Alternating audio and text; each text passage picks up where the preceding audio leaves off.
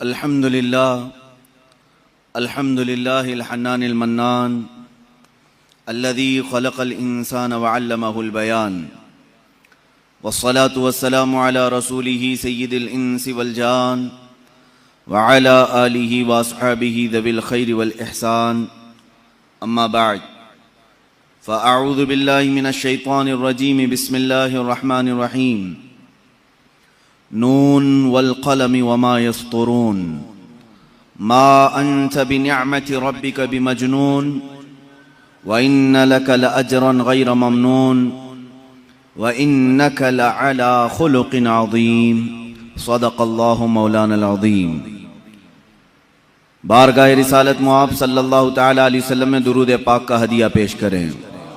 अल्लाहुम्मा सल्लि अला सय्यिदिना व मौलाना मुहम्मदिन मअदनिल जूदि वल करम वालिही व अस्हाबिहिल किराम व इब्निहिल करीम व बारिक व सल्लिम सलातन दाइमतन सरमदन अबदा। अज़ीज़ान गिरामी वक़ार, आज की इस महफिल पाक में रसूल गिरामी वक़ार सल्लल्लाहु तआला अलैहि वसल्लम की बारगाह बेकसपनाह में आपके अखलाक़ अज़ीमा के सिलसिले में गुफ्तगू करनी है। आला हज़रत इमाम अहले सुन्नत फाज़िल बरेलवी रहमतुल्लाहि तआला अलैह ने बारगाह रसूल सल्लल्लाहु तआला अलैहि वसल्लम में खिराज अक़ीदत पेश करते हुए यूँ अर्ज़ करते हैं, तेरे खल्क़ को रब ने जमील किया, तेरे खुल्क़ को रब ने अज़ीम कहा, कोई तुझ सा हुआ है न होगा शहा, तेरे खालिक़ हुस्न व अदा की कसम। ये खुदा ने है मर्तबे तुझको दिया, न किसी को मिला है न किसी को मिले, कि कुरान मजीद ने खाई शहा, तेरे शहरो कलामो बका की कसम। अज़ीज़ान गिरामी वक़ार, कुरान अज़ीम खुद अल्लाह के हबीब सल्लल्लाहु तआला अलैहि वसल्लम के अखलाक़ अज़ीमा की गवाही दे रहा है। मैं आपको यूँ बता दूँ कि इंसान सिर्फ एक जिस्म और सूरत का नाम नहीं है। इंसान अच्छी आदतें और अच्छे अखलाक का पैकर हो तो वो इंसान कहलाया जाता है। और इंसान की सबसे अजीम चीज़ जो उसे मुमताज़ करती है, इज़्ज़त बख्शती है, उसके वो अच्छे आदात हैं, उसके अच्छे अखलाक हैं। जिसको आप कैरेक्टर कहें, आदतें कहें और जिबिल्लत कहें, खसलत कहें, ये वो तमाम चीज़ें हैं जिसमें इंसान ढल करके सारे लोगों में मुमताज़ बनता है। इसीलिए कुरान ने भी अफजलियत का जो मेयार रखा है वो न रंग पे रखा, न नस्ल पे रखा, और न माल पे, न जायदाद पे।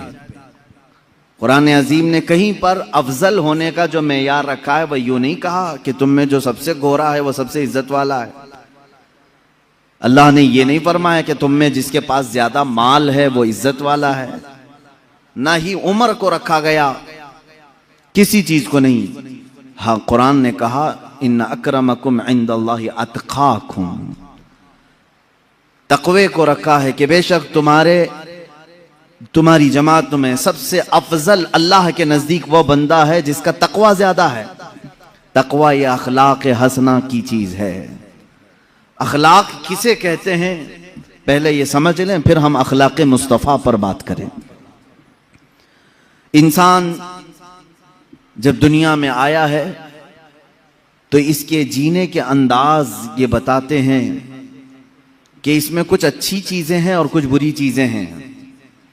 मिसाल के तौर पर अगर वो मुस्कुराता है तो अच्छा लगता है, वही अगर किसी पर तमाचे लगाता है तो बुरा लगता है।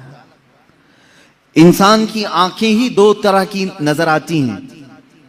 देखने में आप खुद महसूस कर लेंगे किसी के साथ, अगर वो फैली हुई आंखों से तुम्हें देखे तो लगता है कि इसके अंदर रहम का दरिया ज्यादा है, और वही वो घूर करके देखने लगे तो ऐसा लगता है कि अक्खड़ मिजाज का आदमी है। यही है अखलाक जो इंसान के मिजाज को बदल देते हैं। गुफ्तगू करने का अंदाज ये अखलाक में से आता है। बात करो किसी के सामने बैठकर 5 मिनट, पता चलेगा अगर नरम गुफ्तगू करता है तो उसकी तबीयत मालूम पड़ जाती है। सख्त गुफ्तगू करता है उसी वक्त आप कतराने लगते हैं और महफिल से उठने की कोशिश करते हैं। इंसान की गुफ्तगू भी उसके अखलाक में से है, उसका देखना भी उसके अखलाक में से है, उसका मुस्कुराना भी उसके अखलाक में से है। इसीलिए मेरे आका सल्लल्लाहु ताला अलैहि वसल्लम की बारगाह में एक सहाबी आए और उन्होंने पूछा, या रसूल अल्लाह सल्लल्लाहु ताला अलैहि वसल्लम, अल्लाह ने इंसान को जो नेमतें दी हैं, अलग अलग नेमतों से नवाजा है, इसलिए कि सबसे ज्यादा नेमतें इंसान को मिली हैं। तो हुजूर सल्लल्लाहु ताला अलैहि वसल्लम से उस सहाबी ने पूछा, आका, इंसान को मिली हुई नेमतों में सबसे बड़ी नेमत क्या है? सबसे बड़ी नेमत क्या है? हुजूर पाक सल्लल्लाहु ताला अलैहि वसल्लम ने फरमाया, नेक अखलाक उसे मिले हों तो ये अल्लाह की सबसे बड़ी नेमत है, सबसे हसीन नेमत है उसके पास। इसीलिए लुकमान हकीम से भी पूछा गया, दुनिया के उस हकीम का तज़किरा कर रहा हूं जिसको कुरान ने भी बयान किया है। वो नबी नहीं थे, लेकिन उनकी बातें इतनी हिकमत से भरी हुई होती थी कि लुकमान ने अपने बेटे को जो नसीहत की, कुरान ने उसको एक सूरे में बयान किया है। कुरान पाक में पूरा सूरे लुकमान आया है। हजरत लुकमान के मुतालिक मशहूर है कि वो हर बीमारी का इलाज भी जानते थे और हिकमतों से भरी बातें करते थे। तो लुकमान हकीम से किसी ने पूछा कि नेकी आसान अगर है, सबसे आसान और सबसे अच्छी, तो वो कौन सी है?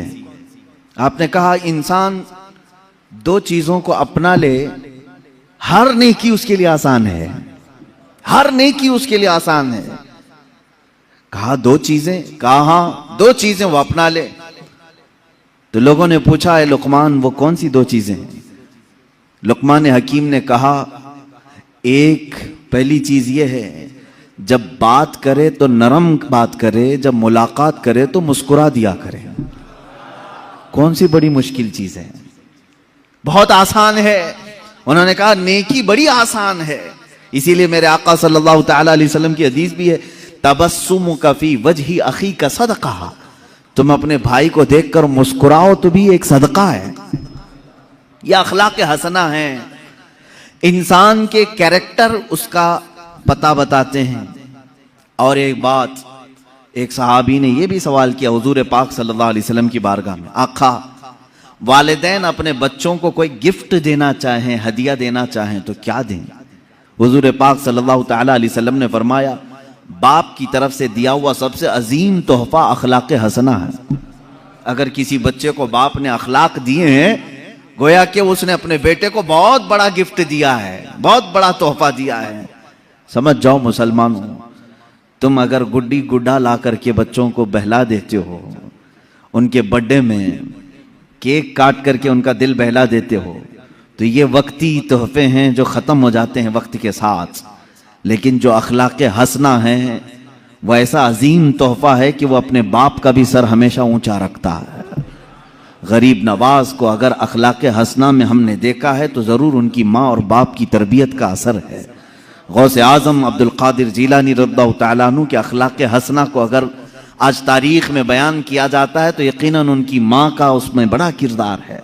माँ बाप की तरफ से दिया हुआ तोहफा, सबसे बड़ा तोहफा क्या है?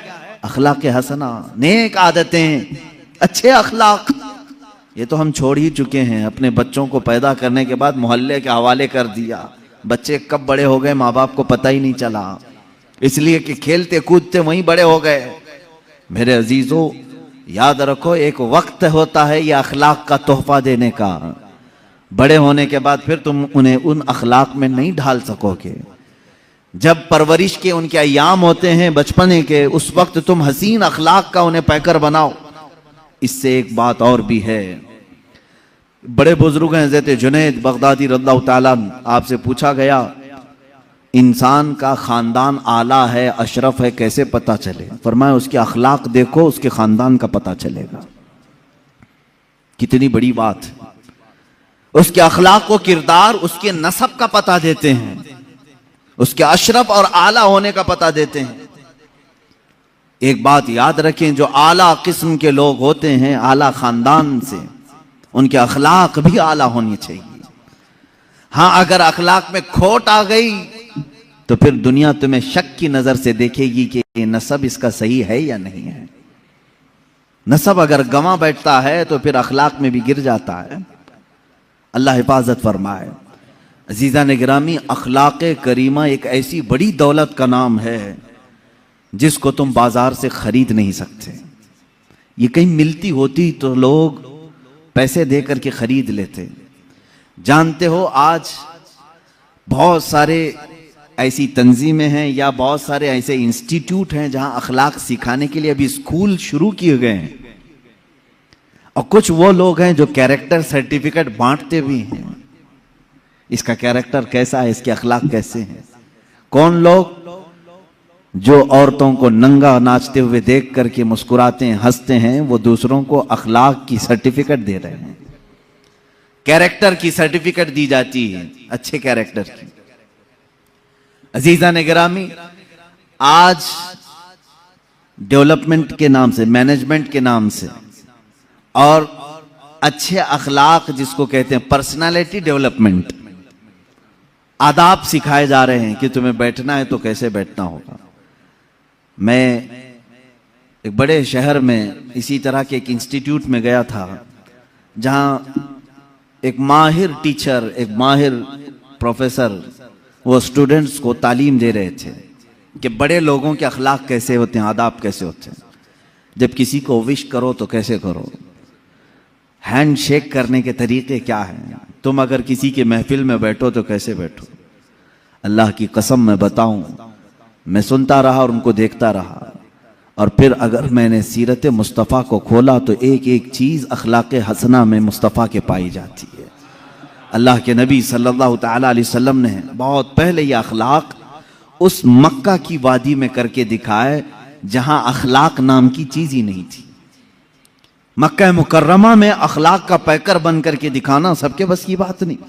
जहां लोग अपनी माँ और अपनी बहनों को बाजार में बेचने के लिए लाते हों, वहां औरतों की इज्जत की बात करना एक बहुत अलग किस्म की बात है। जहां लोग माल लूट करके रात भर महफिलें कायम करते हों, काफिला लुट जाता तो रात को शमें रोशन होती, रात भर खाते पकाते थे। ऐसे आलम में अगर चोरी के खिलाफ बात करना, आप जानते हैं कि यह अखलाक का किस कदर आला दर्जा है। अल्लाह के हबीब सल्लल्लाहु तआला अलैहि वसल्लम ने उस मक्का की वादी में 40 साल अपने अखलाक का ऐसा सिक्का बिठाया कि दुश्मन हो, कुफार हो, मुशरिकीन हो, सब एक ही नाम से आपको याद करते थे, हादा अमीनुन हादा सादिकुन, ये अमीन है और ये सादिक है। यानी जिन्होंने कत्ल का मंसूबा बनाया हुजूर का, उनसे भी अगर जाकर पूछते तो वो कहते नहीं, उनके अमीन होने में और सादिक होने में कोई शक नहीं कहते थे।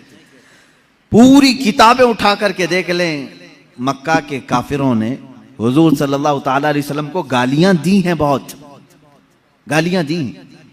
क्या क्या कहा है वो बताऊं? जादूगर कहा, मजनू कहा, मिर्गी वाला कहा, मौज़ल्ला शायर कहा। लेकिन पूरे मक्का के काफिरों की बातों को खंगाल करके निकालो, कहीं किसी छोटे काफिर ने या बड़े काफिर ने मेरे आका के अखलाक पर एक बात भी नहीं कही, एक बात भी नहीं। गाली देने वाला तो जात को भी गाली देता है, कैरेक्टर को भी गाली देता है, लेकिन मक्का वालों ने ऐसी गाली हुजूर को कभी नहीं थी। हाँ, वो झूठी बातें थे जो करते थे, जादूगर कहना, शायर कहना, मजनू कहना, लेकिन कभी हुजूर पाक सल्लल्लाहु तआला अलैहि वसल्लम को उन्होंने झूठा नहीं कहा, इसलिए कि झूठ अखलाक ज़मीमा है, गिरे हुए अखलाक में से। इंसान कहां गिर जाता है? जहां उसकी आदतों में झूठ दाखिल हो गया। कभी रसूल करीम सल्लल्लाहु तआला अलैहि वसल्लम को मक्का वालों ने लालच की तोहमत नहीं लगाई, इसलिए कि इंसान रजालत जलालत के अमीक गहरे खाई में गिर जाता है जब वो लालची बनता है। हुजूर पाक सल्लल्लाहु तआला अलैहि वसल्लम को हवस या नफसानी ख्वाहिश के ताल्लुक से कभी उन्होंने इल्जाम नहीं लगाया, ना तोहमत लगाई, कभी इस तरह के जुमले नहीं कहे। दुश्मनों की बात कर रहा हूं मैं, इसलिए कि हवस और नफसानी ख्वाहिशात इंसान को हैवान बना देती हैं। अल्लाह के हबीब सल्लल्लाहु तआला अलैहि वसल्लम इस दुनिया में तशरीफ लाए, सबसे आला अखलाक लेकर के आए। खुद मेरे आका सल्लल्लाहु तआला अलैहि वसल्लम की जुबान से सुने मेरे अजीज हुजूर फरमाते हैं, बुइस्तु लिउतम्मिम मकारिमल अखलाक, मैं दुनिया में इसलिए आया हूं कि अखलाक के पैमाने जितने भी हैं सबसे आला अखलाक तुम्हारे सामने पेश करूं। एक बात याद रखना, कुरान ने कहा है हुजूर के अखलाक के बारे में, व इन्नका लअला खुलुकिन अज़ीम, ऐ हबीब आप सबसे अजीम अखलाक पर पैदा किए गए हैं। कुरान गवाही दे रहा है। इसीलिए माँ आयशा सिद्दीक़ा रज़ियल्लाहु ताला अन्हा के पास कुछ सहाबा आया और पूछा, माँ आप रसूल करीम सल्लल्लाहु ताला अलैहि वसल्लम की रफ़ीक़े हयात हैं, महबूबे सैयदुल अंबिया हैं, आपने हुजूर पाक सल्लल्लाहु अलैहि वसल्लम के शब व रोज़ को देखा है, हुजूर पाक सल्लल्लाहु ताला अलैहि वसल्लम की सीरत के कुछ झलकियाँ हमें भी बयान फरमाए। सैयदा आयशा सिद्दीक़ा रज़ियल्लाहु ताला अन्हा ने सवाल करने वालों से ये पूछा, क्या तुम लोगों ने कुरान नहीं पढ़ा? कुरान नहीं पढ़ा? उन्होंने कहा हमने कुरान पढ़ा है, हम बात कर रहे हैं, आपसे सवाल कर रहे हैं हुजूर पाक के अखलाक के। माँ आयशा सिद्दीक़ा रज़ियल्लाहु ताला अन्हा फरमाती हैं, काना खुलुकुहुल कुरान, कुरान पढ़ो, यही सारे अखलाक मेरे मुस्तफ़ा के हैं। कुरान से हटे हुए एक भी आदत अल्लाह के हबीब सल्लल्लाहु ताला अलैहि वसल्लम की जात में नहीं है।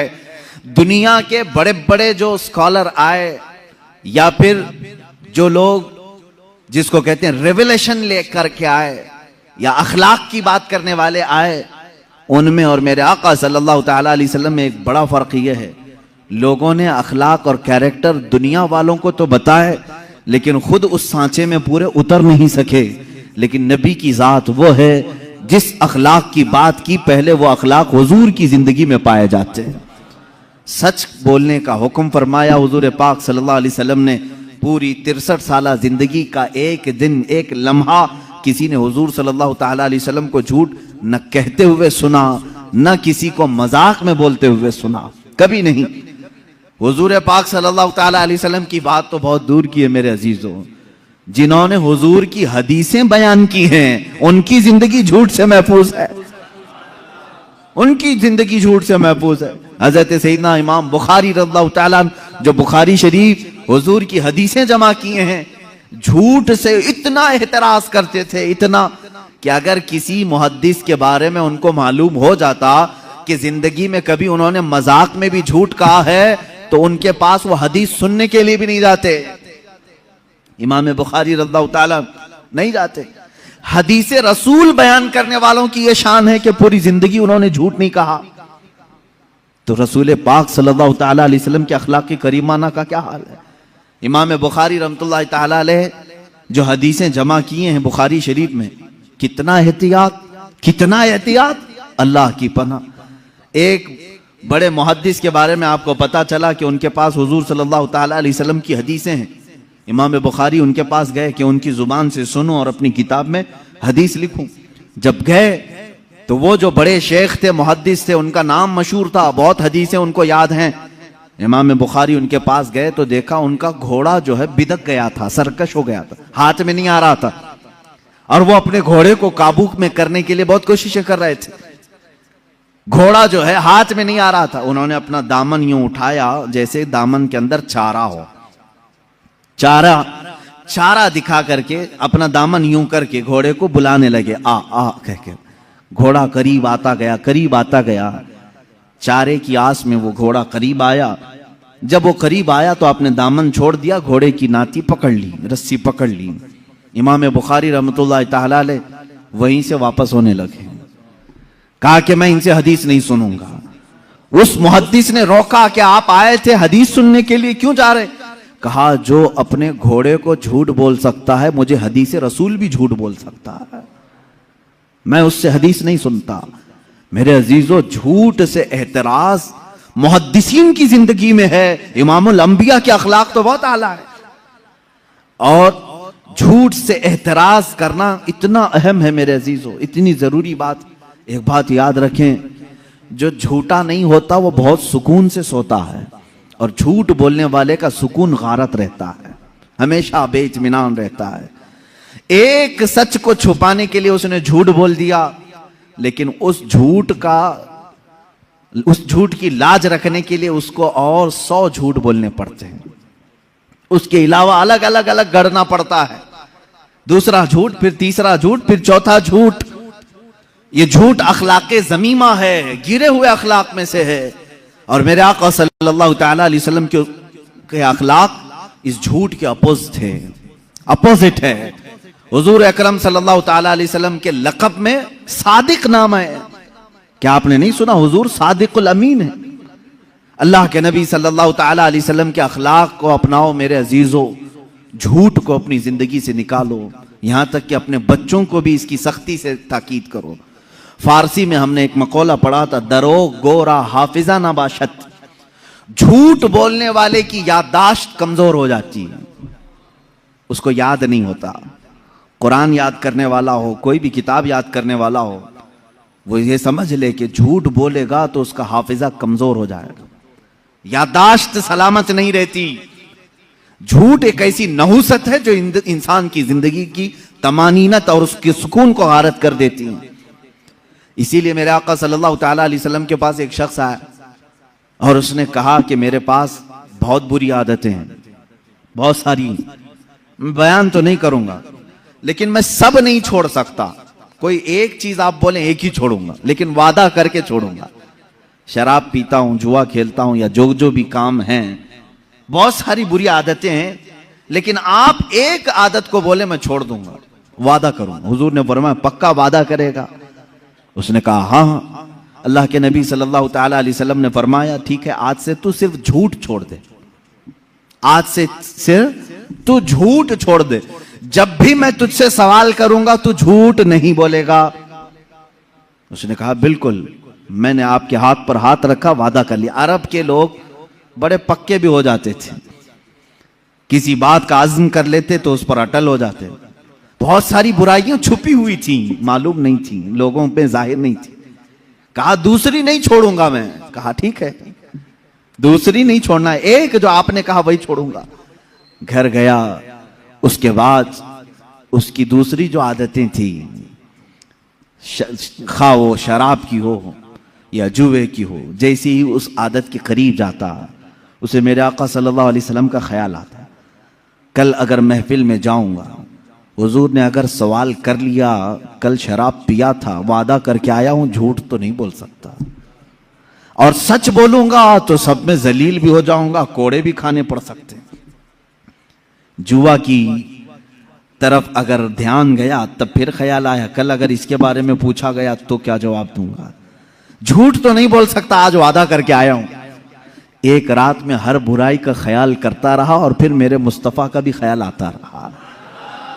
दूसरे दिन वो सुकून की नींद सोकर आया, बारगाह मुस्तफ़ा सल्लल्लाहु अलैहि वसल्लम में हशाश वशाश तबीयत थी।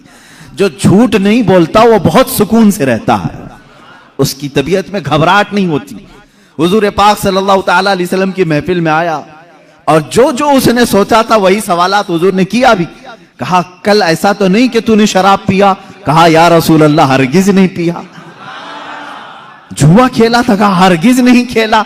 जितनी बुराइयों का हुजूर ने पूछा बिल्कुल निडर होकर के सच बात कहा और कहा ऐ मेरे मौला, तूने ऐसा रसूल भेजा, एक बुराई को मुझसे छुड़ाया, उसकी सदके में अल्लाह पूरी बुराइयां खत्म हो गई। ये जिंदगी का मेयार याद रखो।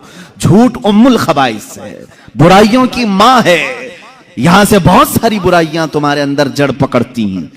झूठा आदमी मुनाफिक होता है, निफाक उसके दिल में आने लगता है। इसीलिए कि मेरे आका सल्लल्लाहु तआला अलैहि वसल्लम से पूछा गया था मुनाफिक की अलामत क्या है, उसमें पहली अलामत हुजूर ने फरमाया बात करेगा तो झूठ बोलेगा। यहां आज लोगों की आदत सी पड़ गई है और कसमें खाते हैं उस पर, झूठ पर फिर कसम भी खाते हैं, माँ की कसम, बाप की कसम, खुदा की कसम, मुआज़ल्लाह। मेरे अजीजों, तुम ये सोचते होंगे कि जुबान से निकला है क्या, होना क्या है। याद रखो अल्लाह के हबीब सल्लल्लाहु तआला अलैहि वसल्लम ने फरमाया क़यामत के दिन बहुत सारे वो लोग होंगे जिनको सिर्फ ये जुबान का टुकड़ा दोज़ख में ले जा रहा होगा, ये गोश्त का टुकड़ा दोज़ख में ले जा रहा होगा, इसलिए कि झूठ बोलते थे।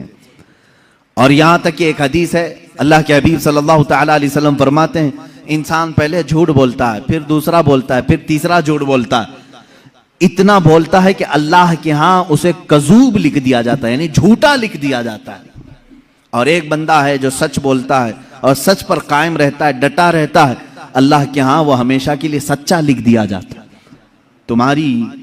तुम्हारे अंदर है, इख्तियार है, तुम क्या करना चाहोगे, कौन सी खसलत अपनाना चाहोगे।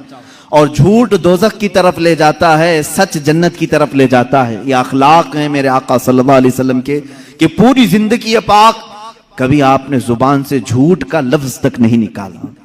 और वादा खिलाफी, मैं अखलाक गिनाता जाऊंगा मेरे अजीजों। अल्लाह के हबीब सल्लल्लाहु ताला अलैहि वसल्लम के अखलाक की करीमाना बहुत आला है, बहुत आला है। जिसमें हल्का सा भी नक्स हो, ऐब हो, वो हुजूर की जिंदगी में आया ही नहीं। तेरे तो वस्फ ऐब तनाही से हैं बरी, आला हज़रत ने फरमाया, तेरे तो वस्फ ऐब तनाही, कहते हैं बहुत हल्का ऐब, ऐब तनाही, बहुत हल्का ऐब जिसको बुरा कहा जा सकता है, वो भी हुजूर की जिंदगी में नहीं आया। तेरे तो वस्फ ऐब तनाही से हैं बरी, हैरान हूं मेरे शाह मैं क्या क्या कहूं तुझे। आका आपकी जिंदगी पाक में एक हल्का सा सुई के नाके के बराबर भी बुरा अखलाक आया नहीं, कोई बुरी आदत नहीं आई। बुरी आदतें जिसको आज भी बुरा कहा जाता है, वो अल्लाह के नबी सल्लल्लाहु अलैहि वसल्लम की जिंदगी में कभी नहीं सुनोगे। आप सच के पैकर थे, वादा वफाई में मुकम्मल थे। यहां तक कि हुजूर पाक सल्लल्लाहु ताला अलैहि वसल्लम जब किसी को वादा करते तो इतना इफ़ाए अहद का एहतमाम फरमाते थे, वादा वफाई का, कि जहां जिसको कह दिया। एक मर्तबा बाजार में किसी शख्स ने कहा कि मैं आ रहा हूं, आप रुके रहे हैं। आपने कहा हाँ मैं तेरे इंतजार में रुकता हूं। वो गया और भूल ही गया, पूरा दिन गुजर गया, वो आया ही नहीं। मेरे आका सल्लल्लाहु ताला अलैहि वसल्लम वहीं खड़े रहे, वहीं रह गए। काफी वक्त के बाद, वो तो भूला हुआ शख्स था, कई लोग आए, कहा अल्लाह के नबी सल्लल्लाहु ताला अलैहि वसल्लम यहीं खड़े रहते हैं। कहा एक शख्स ने मुझसे कहा था और मैं उसके आने का इंतजार कर रहा हूं, मैंने वादा किया था। वो तो भूल गया। वापस जब आया तो मेरे आका सल्लल्लाहु ताला अलैहि वसल्लम को उसी मकाम पर पाया, बहुत रोया। अल्लाह के नबी सल्लल्लाहु अलैहि वसल्लम ने उस शख्स से कहा, ए बंदे, मैं अल्लाह की तरफ से अखलाक आली, अजीम अखलाक को पूरा करने के लिए दुनिया में आया हूं, और मैं कभी वादा वफाई नहीं करता, वादे के खिलाफ नहीं करता। एक साहबी वो मुशरिकीन में से आकर के हुजूर सल्लल्लाहु ताला अलैहि वसल्लम की बारगाह में ईमान लाए। वो ईमान वाले नहीं थे, पहले काफिरों की सोहबत में। काफिरों ने भेजा था हुजूर सल्लल्लाहु अलैहि वसल्लम के पास हालात देखने के लिए, कि देख करके आओ। तो इन्होंने कहा था मैं 3 दिन के अंदर लौट आऊंगा। वो मदीने आए, लेकिन अपना दिल दे बैठे। आए थे जासूसी करने के लिए। वो हुजूर अकरम सल्लल्लाहु अलैहि वसल्लम के अखलाक से मुतासिर वो ईमान लाए। उन्होंने कहा या रसूल अल्लाह सल्लल्लाहु अलैहि वसल्लम, अब मैं उस कुफार और मुशरिकीन की गलाजतों वाले इलाके में हरगिज नहीं जाऊंगा, मैं नहीं जाना चाहता। ईमान की बहारें मदीने में हैं, अखलाक आली यहां पर है। अल्लाह के नबी सल्लल्लाहु अलैहि वसल्लम ने फरमाया, मैं वादा खिलाफी करने वालों के साथ नहीं रहता। तुम अपनी जमात वालों से वादा करके आए थे, तुम पलट जाओ उनके पास, जाओ उनके पास, फिर अगर तुम्हारा दिल करे तो वापस फिर मदीने आ जाना। मुशरिकीन से वादा किया हुआ था उन्होंने, दुश्मनाने रसूल से उन्होंने वादा किया था अपने ईमान लाने से पहले। अल्लाह के नबी सल्लल्लाहु अलैहि वसल्लम ने फरमाया, जाओ पहले अपने उस वादे को पूरा करके फिर वापस आओ। वादा मुकम्मल करना यह अल्लाह के हबीब सल्लल्लाहु ताला अलैहि वसल्लम के आली सिफात में से है। यहां कहा जाता है कितने वादे होते हैं और किससे किससे वादे किए जाते हैं, सब तोड़ दिए जाते हैं, भुला दिए जाते हैं। ऐ मेरे अजीजों, कुरान पाक में 3 वादों का जिक्र भी आया है। एक अंबिया से अल्लाह ने वादा लिया है, दूसरे उलमा से अल्लाह ने एक वादा लिया है, और तमाम मखलूक से भी अल्लाह ने एक वादा लिया है। अंबिया से वादा क्या था? अल्लाह ने फरमाया कि ऐ तमाम गिरोह अंबिया, जब मेरा आखिरी रसूल दुनिया में आए, अगर वो तुम्हारी किसी की जिंदगी में आए तो तुम सब के सब उस पर ईमान लाना। किनसे वादा लिया था अल्लाह ने? अंबिया से। एक वादा ये है, और अल्लाह ने उनसे इकरार करवाया था। क्या तुम इकरार करते हो इस बात का कि जब मेरा रसूल आएगा तुम उस पर ईमान लाओगे, उसकी मदद करोगे? सारे नबियों ने कहा हाँ हम इकरार करते हैं। एक वादा ये। दूसरा, उलमा जो दुनिया में आलिम बनकर आने वाले, इनकी रूहों को भी अल्लाह ने, इनकी रूहों से भी अल्लाह ने वादा लिया। क्या? कि ऐ उलमा की जमात, जब तुम दुनिया में जाओगे तो सिर्फ हक बयान करोगे। लतुबय्यिनुन्नहु लिन्नास वला तक्तुमूनहु, कोई भी हक बात छुपाओगे नहीं। उलमा ने भी वादा किया है अल्लाह से, और फिर सारी मखलूक, सारे इंसान, इनसे भी एक अल्लाह ने वादा लिया। क्या? अलस्तु बिरब्बिकुम, सारी रूहों से अल्लाह ने पूछा था क्या मैं तुम्हारा रब नहीं हूं? सबों ने कहा था ऐ अल्लाह क्यों नहीं, तू ही हमारा रब है। अल्लाह ने पूछा क्या तुम इसी वादे पर कायम रहोगे? इसी वादे पर कायम रहोगे? सबों ने कहा हाँ हम इस वादे पर कायम रहेंगे। लेकिन पैदा होने के बाद कितने हैं जो उस वादे पर कायम हैं, ये सबको मालूम। अल्हम्दुलिल्लाह, अल्लाह का बड़ा फजल व करम है, हम आज भी अल्लाह को ही अपना रब मानते हैं। हमारी रूह ने जो वादा किया था उसी वादे पर आज हम मुकम्मल है। उलमा में से बाज वो हैं जो अपने वादे को भूल गए, तो समझ लो कि उनके अंदर मुनाफिकत आ गई। जो हक बयान नहीं करना चाहते और जो छुपाना चाहते हैं हक बातों को, उनके अंदर निफाक आ गया। वो अपने मौला से किए हुए वादे को तोड़ करके बैठे हुए हैं। और अंबिया कराम तो वादा खिलाफी कर ही नहीं सकते। मेरे अजीजों, कुरान में ये 3 वादों का जिक्र आया है। अब आपकी जिंदगी में अभी अगर कभी किसी से वादा किया तो याद रख लेना, मोमिन का वादा ये अल्फाज की फेंकाई नहीं है, ये जुबान की इसी तरह चलाए हुए तीर नहीं है। मोमिन का किया हुआ वादा पत्थर की लकीर से ज्यादा मजबूत होना चाहिए कि अगर मैंने कहा है तो उसको करके दिखाऊं, और अगर नहीं हो सकता तो वादा भी ना करें, वादा भी ना करें। आम तौर पर जो वादा खिलाफियां देखने आ रही हैं वो शादीशुदा जोड़ों में यही तो है। शादी से पहले बहुत सारे वादे, इफाए अहद, बहुत कुछ होते हैं और सब झूठे होते हैं, एक दूसरे के खिलाफ हो जाते हैं। क्या वो मोमिन है? उनकी मोमिनाना शान है ये ईमान की शान है कि किसी लड़की को पागल बनाने के लिए, अपने दामे फरेब में फंसाने के लिए उससे लंबे चौड़े वादे किए, उससे क्या क्या कहा, चांद पे ले जाऊंगा, तारे तोड़ लाऊंगा। ये सोचते होंगे कि ये सिर्फ अल्फाज हैं। अल्फाज औरों को कहने दो मेरे अजीज, मोमिन सिर्फ अल्फाज फेंकता नहीं, मोमिन जो कहता है उसको मुकम्मल करके रहता है। ईमान वालों का तकाजा यह होना चाहिए कि वो किसी से भी वादा करे तो पूरा करे। अल्लाह के नबी सल्लल्लाहु ताला अलैहि वसल्लम जानवरों से भी अगर वादा करते तो पूरा करते थे। जानवरों की बात अल्लाह के नबी सल्लल्लाहु ताला अलैहि वसल्लम ने फरमाया किसी जानवर से भी इस तरह का सुलूक ना करो। आप यहां अपने अखलाक को अगर बदलना चाहें तो सीरत मुस्तफ़ा का पूरा मुताला शुरू करो। अल्लाह के हबीब सल्लल्लाहु ताला अलैहि वसल्लम के अखलाक आली है। क्या आपने कभी किसी से वादा खिलाफी नहीं की? सादिकुल वादिल अमीन, आप वादे को भी सच्चा करने वाले और अमानतदार थे। अल्लाह के नबी सल्लल्लाहु ताला अलैहि वसल्लम के अखलाक में कभी झूठ आया, कभी वादा खिलाफी आई। तीसरी बात मैं जिक्र कर रहा हूं, अमानतदारी में मेरे आका की कोई मिसाल नहीं। अमानतदारी, अमानत इंसान के अखलाक में बहुत आला अखलाक हैं। जो बंदा अमानतदार होता है वह अल्लाह के नजदीक भी मोहतरम होता है, बहुत मुअज़्ज़म है, मुकर्रम है। अमानत किसे कहते हैं?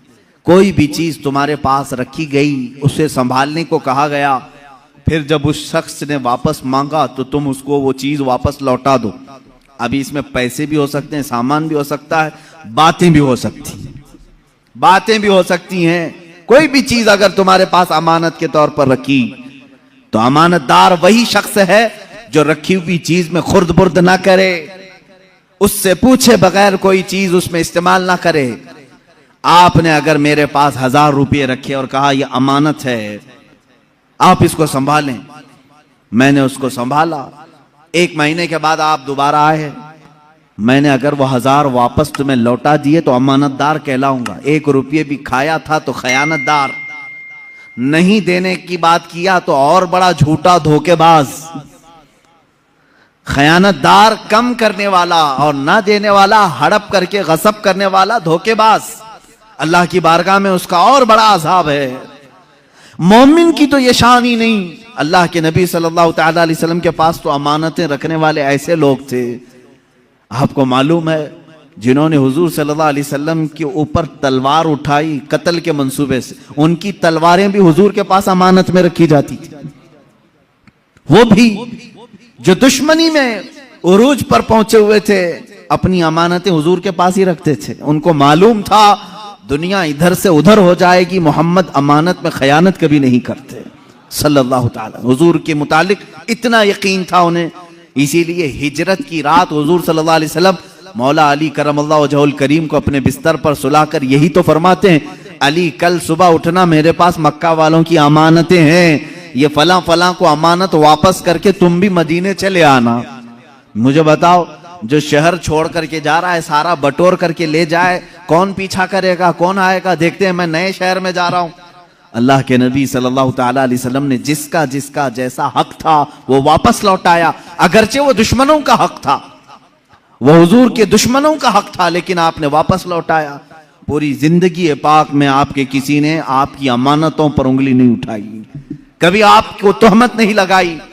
अजीज़ान गिरामी, मोमिन की भी आला शान होनी चाहिए, वो अमानतदार बने, अमानतदार बने। कोई चीज तुम्हारे पास रखी हुई हो उसे या तो लौटाओ या तो फिर उसकी सही हिफाजत करो। अमानत में खयानत करने वाले के मुतालिक भी हुजूर सल्लल्लाहु अलैहि वसल्लम फरमाते हैं वो मुनाफिक है। ईमान वाला अमानत में खयानत नहीं करता। अब अगर इसके मफहूम को मैं तवील करूं तो बहुत लंबा हो जाएगा। क्या चीज अमानत है? चलो मैंने आपके पास 100 रुपये दिए, आप 100 रुपये वापस लौटाएंगे तो आप अमानतदार, बात सही है। और अगर कम करके लौटाया तो खयानतदार। ये फार्मूला मालूम है? अब सुनो, अल्लाह रब्बुल इज्जत ने तुम्हें क्या क्या चीजें अमानत में दी।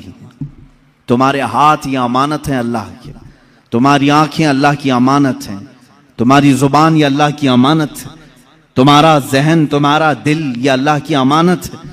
कुरान में अल्लाह ने फरमाया सुम्मा लतुसअलुन्ना यौमइदिन अनिन नईम, क़यामत के दिन फिर मैं अपनी हर नेमत के बारे में पूछूंगा। मैंने फला फला फला चीजें तुझे दी थी अमानत के तौर पर, वापस पलटा। अगर हमने सही सलामत अल्लाह तक की अमानतें लौटाई तो अमानतदार हैं, वरना खयानतदारों में उठाए जाएंगे। मुझे बताओ मेरे अजीजों, क्या हम खयानत के इर्तिकाब में नहीं हैं? आज हमारी आंखों का वही इस्तेमाल हो रहा है जो मौला चाह रहा है? क्या हमारी उंगलियां, हमारे हाथ, हमारे पैर महफूज हैं? अल्लाह ने जिस मकसद के लिए इनको पैदा किया उसी मकसद पर हमने इनको लगाया है। तो अगर हमने गलत इस्तेमाल करना शुरू किया है तो अल्लाह की अमानतों में खयानत हो रही है। क़यामत के दिन खयानत करने वालों में हशर हो सकता है। हाँ, लेकिन अल्लाह रब्बुल इज्जत अफू व गफूर व करीम व रऊफ व रहीम है। वो चाहे तो तुम्हारी खयानतों को माफ करेगा, माफ करेगा। फिर से अल्लाह तबारक व तआला तुम्हें पाक व साफ करके उठाएगा। तौबा कर लो। अब तक अगर खयानत की थी अपने हाथों से, अपने आंखों से या अपनी जुबान से, तौबा कर लो, बाज आ जाओ। ये कहो ऐ बारे इलाहा, तेरी दी हुई आंखें मैंने गलत जगह इस्तेमाल की, तेरी दी हुई जुबान से मैंने गलाजतें निकाली। ऐ रब्बे जुल जलाल, तूने कुरान पढ़ने के लिए मुझे जुबान दी थी।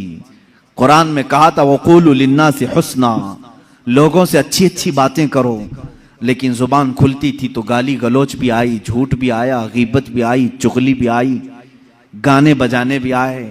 ये तमाम चीजों से अपनी जुबान को गलीज कर लिया, अमानत में खयानत हो गई। लेकिन याद रखो, जब किसी बंदे को ये एहसास हो जाए कि मैंने अल्लाह की अमानतों में खयानत किया है तो फौरन पलट आए अल्लाह की बारगाह में। इसलिए कि रब ताला फरमाता है अब भी हमारा दरे रहमत खुला है, तुम्हारी खयानतों को अल्लाह माफ करेगा, अल्लाह माफ फरमाएगा। अजीज़ान गिरामी वक़ार, रसूल करीम सल्लल्लाहु तआला अलैहि वसल्लम के अखलाक में झूठ कभी नहीं आया, वादा खिलाफी कभी नहीं आई, अमानत में खयानत कभी नहीं आई। ये तो वो चीजें हैं जो मुनाफिकत पैदा करती हैं। हुजूर अकरम की जिंदगी पाक में कभी ये चीजें नहीं आई। अब जरा अल्लाह के हबीब सल्लल्लाहु तआला अलैहि वसल्लम के मुआशरती अखलाक में बताऊं। मुआशरती अखलाक का मतलब क्या है कि एक सोसाइटी में रहने के लिए कौन से अखलाक की जरूरत है, कैसी आदतें होनी चाहिए आपके अंदर सोसाइटी में रहें। देखिए, अखलाक एक बहुत बड़ा टॉपिक है और इस पर अगर मुसलमान पूरा नहीं उतरा तो मैं समझता हूं कि वो इस्लाम में पूरा आया ही नहीं। हुजूर सल्लल्लाहु ताला अलैहि वसल्लम से पूछा गया दीन क्या है, हुजूर ने फरमाया अखलाक। फिर पूछा गया दीन क्या है, हुजूर ने फरमाया अखलाक। फिर पूछा गया दीन क्या है, फरमाया अखलाक। अच्छी आदतों का नाम दीन है। और फिर एक हदीस पाक में है अद्दीन नसीहा, दीन खैर खाही करने का नाम है, अच्छा सोचने का नाम है। किसके बारे में अच्छा सोचें? लिल्लाही वली रसूलिही वलिल मुमिनीना आम्मा। हुजूर फरमाते हैं अल्लाह के बारे में हमेशा अच्छा सोचो, रसूल के बारे में हमेशा अच्छा सोचो, और तमाम मोमिनीन के बारे में हमेशा अच्छा सोचो। यही पूरा दीन है, यही पूरा दीन है। मेरा अल्लाह करीम है, रहीम है, गफूर है, सत्तार है, जब्बार है, मैंने उसके मुतालिक हमेशा अच्छा सोचा, ये दीन है। रसूल के बारे में अच्छा सोचो, ले रसूल ही, मेरे रसूल आला अखलाक वाले हैं, मोहब्बतों के पैकर हैं। रसूल करीम जूदो सखा के हामिल हैं। रसूल करीम सल्लल्लाहु ताला अलैहि वसल्लम दुनिया के सबसे अशरफ आला अकमल इंसान हैं, अजमल इंसान। मैंने अच्छा सोचा हुजूर के मुतालिक, ये दीन है। और फिर रही बात मोमिनीन के लिए भी हुजूर ने फरमाया अच्छा सोचो, वलिल मुमिनीना आम्मा, तमाम मोमिनों के बारे में खैर खाई करो। यह अखलाक है और यही दीन है। अब हुजूर अकरम सल्लल्लाहु ताला अलैहि वसल्लम से पूछा गया ईमान, ईमान का एक हिस्सा हुजूर से पूछा गया, ईमान क्या है? हुजूर ने 70 शाखें बयान फरमाई हैं ईमान की। ईमान के कितने शाखें हैं? 70 शाखें हैं, 70 डिपार्टमेंट हैं। हुजूर पाक सल्लल्लाहु ताला अलैहि वसल्लम ने उसमें से एक बयान ये फरमाया, अल मुस्लिमु मन सलिम अल मुस्लिमून मिन लिसानिही व यदिही। मुसलमान तो वो है जिसके हाथ से और जिसकी जुबान से दूसरे मुसलमान महफूज हों, जिसके हाथ से और जिसकी जुबान से दूसरे मुसलमान महफूज हों, वो इस्लाम के आला अखलाक पर है। ईमान का एक हिस्सा ये है, हुजूर पाक सल्लल्लाहु अलैहि वसल्लम फरमाते हैं अन तुहिब्ब लि अखीही मा युहिब्बु लि नफ्सी, मा तुहिब्बु लि नफ्सी, तुम अपने भाई के लिए वही चीज पसंद करो जो अपने लिए पसंद करते हो। यह अखलाक है। यही ईमान वालों के साथ, मोमिनीन के साथ खैर खाही करने का मामला है, मतलब है। और अल्लाह के हबीब सल्लल्लाहु ताला अलैहि वसल्लम ने सिर्फ बयान नहीं किया बल्कि करके दिखाया है हमेशा। अल्लाह के रसूल सल्लल्लाहु ताला अलैहि वसल्लम जो अपने लिए पसंद फरमाते थे वही सारे सहाबा के लिए पसंद करते थे। गुरूर और तकब्बुर, नखुवत, घमंड, इन तमाम चीजों से मेरे आका सल्लल्लाहु ताला अलैहि वसल्लम बहुत दूर थे। कभी आपने किब्र नहीं फरमाया। खुद फरमाते हैं मैं सैयदुल अव्वलीन हूं, सैयदुल आखिरीन हूं, वला फख्र, लेकिन मैं इस पर घमंड नहीं करता। हुजूर पाक सल्लल्लाहु ताला अलैहि वसल्लम फरमाते हैं अना सैयदु वुल्दी आदम वला फख्र, मैं आदम की सारी औलाद का सरदार हूं लेकिन इस बात पर घमंड नहीं करता। अल्लाह के हबीब सल्लल्लाहु अलैहि वसल्लम फरमाते हैं मैं इस पर तकब्बुर नहीं करता, बड़ाई नहीं मारता। अल्लाह के रसूल सल्लल्लाहु ताला अलैहि वसल्लम ने मुआशरती अखलाक जो बयान किए हैं वह आज जरूर सुनो और दूसरों तक पहुंचाओ। सोसाइटी में रहने के लिए कौन से अखलाक चाहिए? आप एक मुआशरे में रह रहे हैं, एक मोहल्ले में रह रहे हैं, आपके अखलाक कैसे रहें? रसूल करीम सल्लल्लाहु ताला अलैहि वसल्लम की तालीमात जब पढ़ो, अल्लाह अल्लाह, मेरे आका फरमाते हैं मेरी उम्मत में से वो ईमान वाला है ही नहीं कि रात को खाना पेट भरकर खा के सोया हो और उसका पड़ोसी भूखा सो रहा हो। उसके पड़ोसी के घर में अगर खाना नहीं था और तुम्हारे घर में खाना पका था तो तुमको अल्लाह के नबी सल्लल्लाहु अलैहि वसल्लम ने फरमाया अभी तुम ईमान के दर्जे को पहुंचे नहीं। यह है मुआशरती अखलाक, सोसाइटी के अखलाक, कि जिस जगह तुम रह रहे हो अपने साथ दूसरों की फिक्र रखना। मैं खा रहा हूं तो मेरे बगल वाले का क्या हाल है, अगर वो लोग भी अच्छे हैं तो तुम भी अच्छे खाओ। आपके घर के अगल बगल पड़ोस में सारे लोग अच्छी चीजें खा रहे हैं तो तुम भी खाओ। यहां तक कि हुजूर अकरम सल्लल्लाहु अलैहि वसल्लम ने फरमाया जब तुम सालन बनाया करो तो पानी ज्यादा डाल लो। क्यों? पतला सालन खाना अच्छा है? पतला सालन खाना अच्छा है? हुजूर पाक सल्लल्लाहु ताला अलैहि वसल्लम के तालीमात का मफहूम मैं बता रहा हूं। फरमाते हैं कि तुम जब सालन बनाया करो तो थोड़ा शोरबे में पानी ज्यादा कर लो ताकि तुम्हारे पड़ोसियों को भी थोड़ा उसमें दे सको। और अगर कोई गाढ़ा सालन ही दे सकता है तो दे दे। ये उसके लिए फरमाया गया जो बहुत ही गरीब है और कभी सालन पका रहा है, फरमाया गया तू भी अकेला मत खा, तेरे सालन में थोड़ा पानी ज्यादा करके दूसरों को भी शामिल कर ले। ये सोसाइटी के अखलाक है। ये सारी चीजें क्या आज हम में से उठ नहीं गई? हमारे यहां कितने बीमार पड़े होंगे, हम में से कोई उनको देखने नहीं जाता। इयादत कई सुन्नतें खत्म कर दी लोगों ने, और खास तौर पर शहरी जिंदगी ऐसी हो गई है। मैंने देखा है शहरों की जिंदगी ऐसी है कि सेल्फिश हो गए लोग, किसी दूसरे की उन्हें परवाह नहीं, फिक्र नहीं, और दूसरों के सिलसिले में सिर्फ अपने घर में बैठ करके डिस्कस करते रहना, बातें बनाते रहना, उनकी गीबत करना, उनके घर में आने जाने वालों पर नजर रखना। यही अखलाक है सोसाइटी में रहने के। सोसाइटी में रहने के अखलाक ये होनी चाहिए कि एक जिस्म जिस तरह से हो कि अगर हाथ को दर्द करे तो पूरे जिस्म में बुखार आ जाए। अगर मोहल्ले में एक बीमार हो तो सारे लोग फिक्रमंद हो जाएं और सब दुआ करें कि अल्लाह मेरा पड़ोसी बीमार है, उसे तू जल्द शिफा अता कर। ये ईमान वालों का मुआशरा है जो मेरे आका सल्लल्लाहु तआला अलैहि वसल्लम के अखलाक का एक शाहकार है। हुजूर पाक सल्लल्लाहु तआला अलैहि वसल्लम ने मदीना तैयबा में वही अखलाक पैदा किए। क्या आपको मालूम नहीं हो मशहूर हदीस, एक सहाबी के घर गोश्त की भुनी हुई सरी बकरी की आई, यानी गोश्त भुना हुआ उनके घर आया। उस सहाबी ने देखा, शौहर बीवी थे, खाने के लिए बैठे, भूखे भी थे। उन्होंने सोचा पड़ोसी को दे देते हैं। उन्होंने पड़ोस में भिजवा दिया। पड़ोस के घर गोश्त आया, उन्होंने देखा खाने के लिए लजीज है, भूख भी लगी, कहा मेरे अपने पड़ोसी को दे देता हूं। उन्होंने तीसरे को दे दिया, तीसरे ने चौथे को दे दिया, चौथे ने पांचवें को दे दिया। हर एक के पास ये अखलाक है। यहां तक के हदीस में है वो बकरी का भुना हुआ गोश्त घूमते घूमते फिर उसी पहले सहाबी के घर आ गया, जहां से वो गया था वहीं आ गया। इसका मतलब है कि मदीने में हुजूर पाक सल्लल्लाहु तआला अलैहि वसल्लम ने आला किस्म के इंसानों की सोसाइटी बनाई थी जो एक दूसरे पर अपनी जान वारफ्ता करते थे, जान बिछाते थे। अजीज़ान गिराम वक़ार, उन अखलाक अजीमा को वापस ले आओ।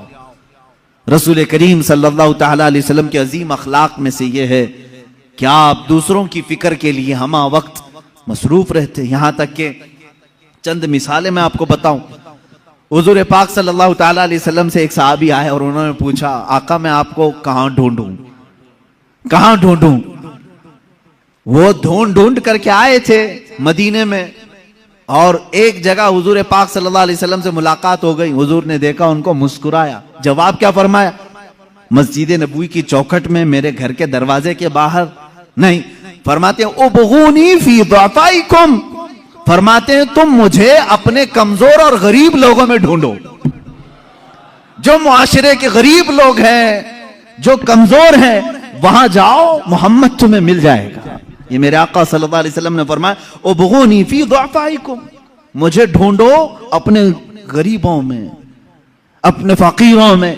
अल्लाह के नबी सल्लल्लाहु तआला अलैहि वसल्लम की ये अखलाक करीमा थे, आला अखलाक थे कि लोगों की मिजाज पुरसी करना और छोटे लोगों के साथ भी वक्त बिताना।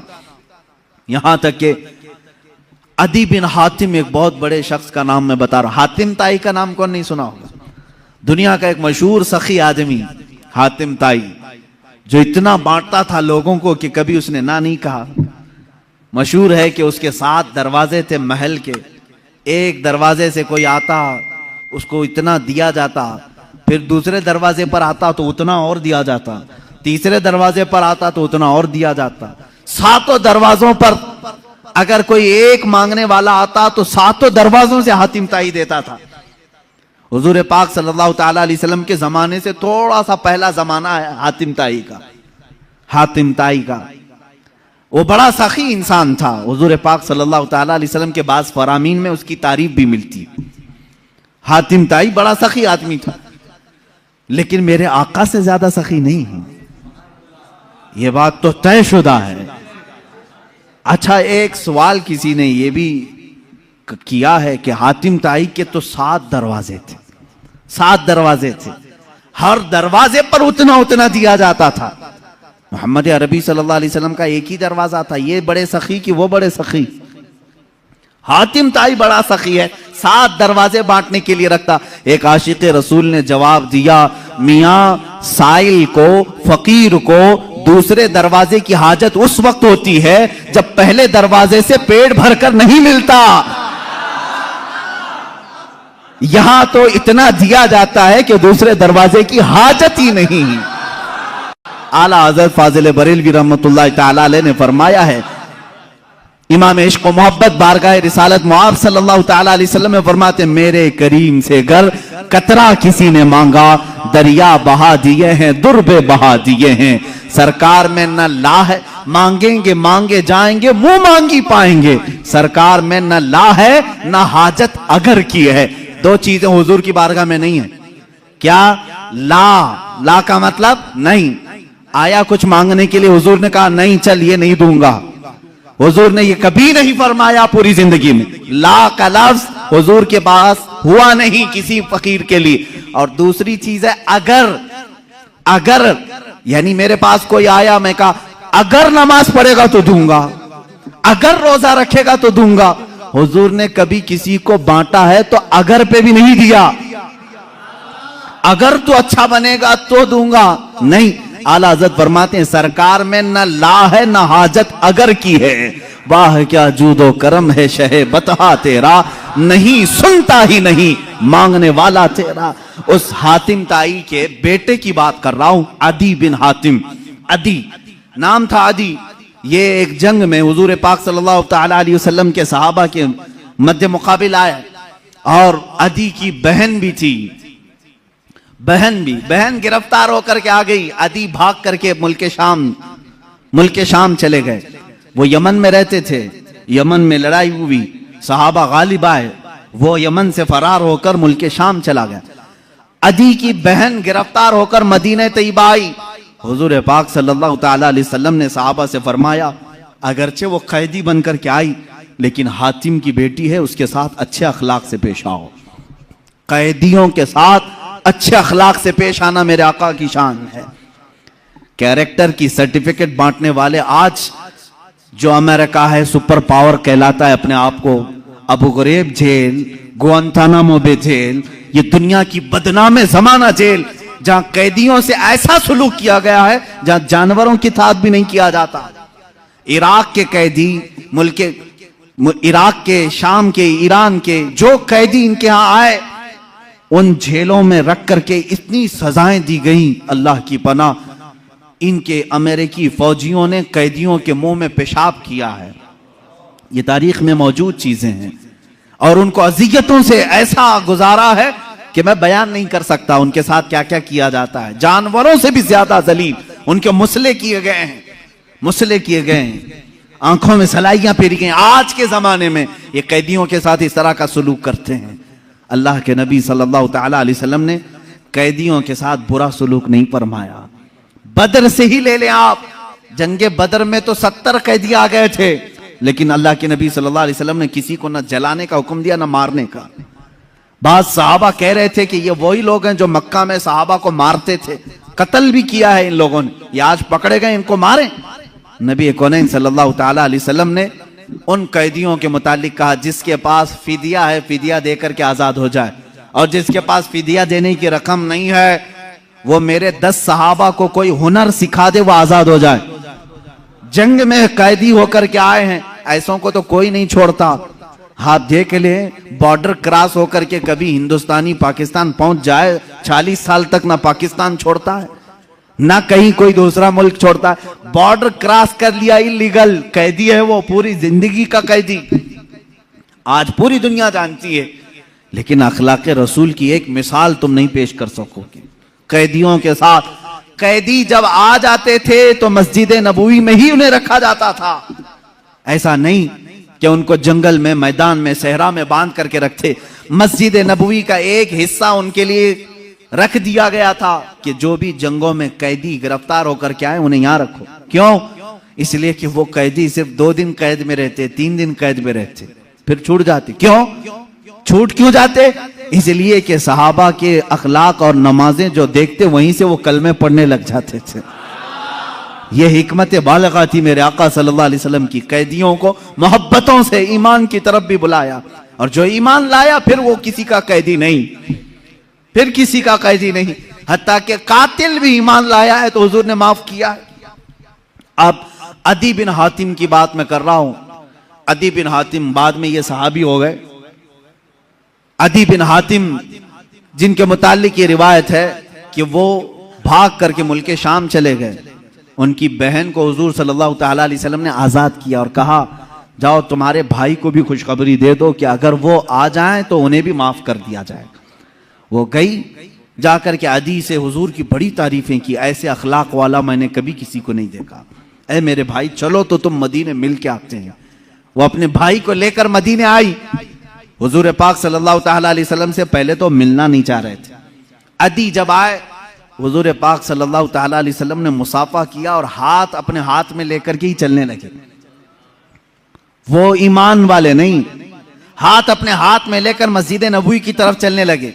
अदी कहते हैं कि मुझे तो ईमान लाना नहीं था, हुजूर पाक सल्लल्लाहु तआला अलैहि वसल्लम को सिर्फ देखने के लिए आए थे। वो अपने आला बाप के बेटे हातिम ताई का बेटा था, बहुत अच्छे अखलाक वाला हातिम ताई। लेकिन हुजूर पाक सल्लल्लाहु तआला अलैहि वसल्लम के पास जब हातिम ताई का बेटा आया है, मस्जिद नबवी जाने से पहले रास्ते में एक बूढ़ी औरत दौड़ती हुई आई। उलझे हुए बाल हैं, पुराने कपड़े हैं, धूल में हटी हुई है, लोगों को हटाते हटाते आ रही है। अल्लाह के नबी सल्लल्लाहु अलैहि वसल्लम रुक गए। सहाबा ने कहा हुजूर ये तो पागल औरत है, बदजुबान है, बहुत बोलती है, आपके पास आएगी वक्त जाया करेगी, कुछ ना कुछ बोलती रहेगी।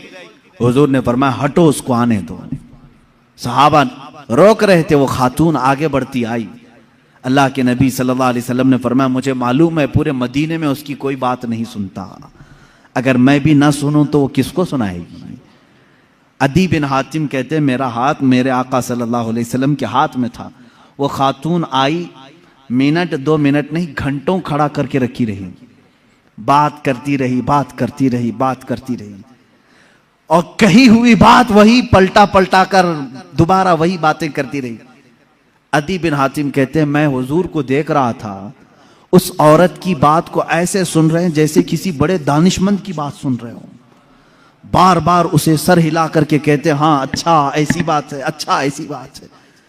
अदी बिन हातिम कहते हैं ये अल्लाह का रसूल है जो सामने वाले को ये एहसास भी होने नहीं देता कि वो पागल है, ये एहसास भी होने नहीं देता कि उसका जहनी तवाजुन खराब है। वो औरत फख्र से कहती थी कि तुम लोग मुझे पागल कहते हो, दुनिया का सबसे आला इंसान मेरी बात सुनता है, सबसे आला इंसान मेरी बात सुनता है। लोगों की फीलिंग को समझा करो, किसी से थोड़ी देर बैठ करके तुम गुफ्तगू सुन लो तो उसकी फीलिंग बढ़ जाती है। अजीजा ने गिरामी, अदी कहते हैं मैं उसी वक्त ईमान ले आया। मैंने ऐसे अखलाक किसी के नहीं देखे जो आम किस्म के लोगों की भी बातें सुनने के लिए खड़ा हो जाता हो और उसे एहसास होने नहीं देता। अजीजा ने गिरामी वक़ार, मुझे आज बड़ा कल होता है उन बच्चों को जिनकी माएँ रोते हुए आकर कहती हैं मेरा बेटा 2 मिनट भी मेरे पास बैठता नहीं, मेरी बातें नहीं सुनता। क्या तुम्हारी माँ पागल हो चुकी है? क्या तुम्हारी माँ बेवकूफ हो गई है, बूढ़ी हो गई है? आज तुम उसके पास वक्त नहीं गुजारना चाहते? बाप के पास कौन ऐसा बेटा है जो थोड़ी देर बैठे? इंसाफ करो ऐ जवानो, तुम अपने उन दोस्तों के साथ पूरी पूरी रात बिताते हो जो तुम्हारे पैसों के लालची, तुम्हारे मनसब के लालची हैं, और जिसने पूरे खून पसीने की कमाई से तुम्हारे जिस्म में ताकत भरी, उसके पास आधा घंटा नहीं बैठना चाहते। अब टाइम नहीं है अभी मेरे पास, जा रहा हूं दोस्तों के पास। तुम्हारी दुनिया का सबसे बेहतरीन कोई दोस्त है वो तुम्हारा बाप है, सबसे बेहतरीन दोस्त तुम्हारी माँ है, उसके पास अपना वक्त क्यों नहीं शेयर करते? ये मेरे पास दर्द भरी हुई दास्तानों की फेरिस्त है जो माँ और बाप सिर्फ ये चाहते हैं कि हमारे बच्चे थोड़ा वक्त हमारे साथ भी बिताएं। बुढ़ापे में हमारी बातें सुनने वाला अब कोई नहीं है। याद रखो, तुम्हारे बाप और माँ की जो तुमने जवानी में ताजीम की, ये अलग मकाम रखती है। असल ताजीम तो वो है जब तुम जवान हो और वो बूढ़े हो चुके हो, वो पूछी हुई बात को बार बार पूछ रहे हो तुमसे, एक ही सवाल को दोहरा रहे हो बार बार, तुम चिल्ला करके कहोगे अम्मा अभी तो बताया था, बार बार क्या पूछती है। ना मेरे अजीज, तुम उम्मत मुस्तफा हो।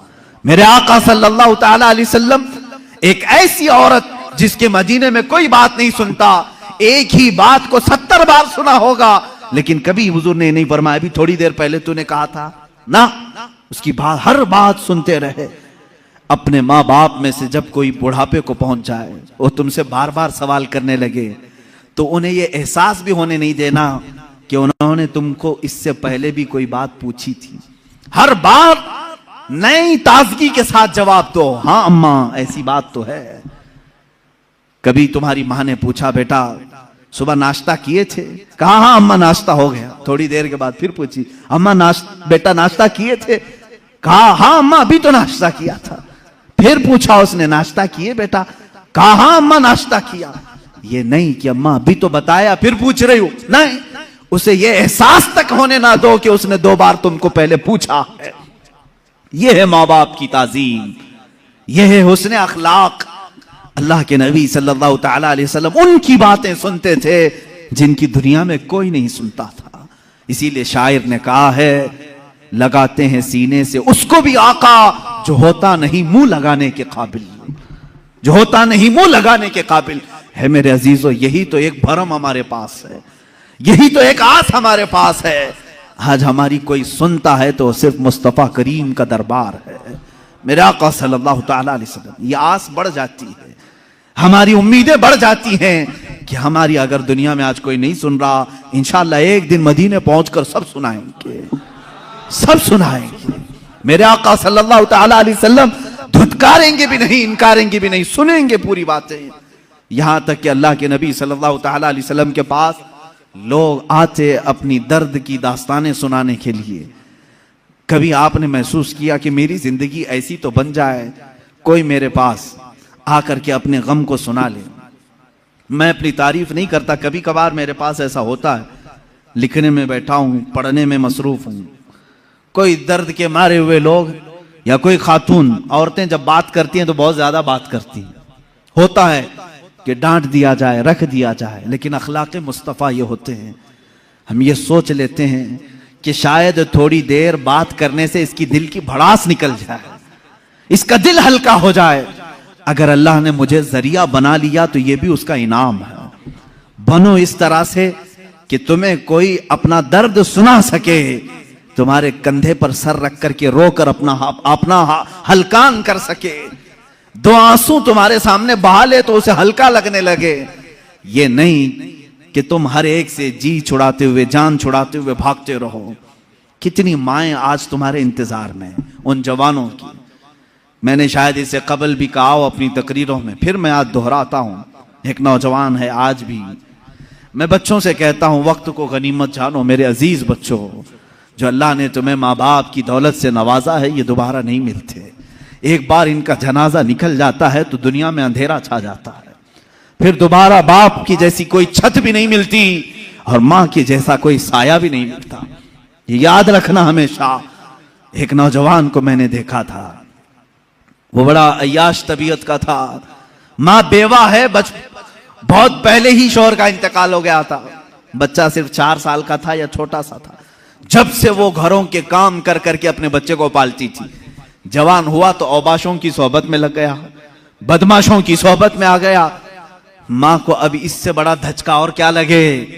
एक दिन आई थी मेरे पास रोते हुए, कहा गजब हो गया, जिंदगी ने पहले ही मेरे से शौहर की जुदाई, और मैंने ऐसे अय्याम काटे कि लोगों के जूठे बर्तन धोए, इस उम्मीद पर कि एक बेटा है जवानी में, ये जब पहुंचेगा तो मेरे बुढ़ापे का सहारा होगा।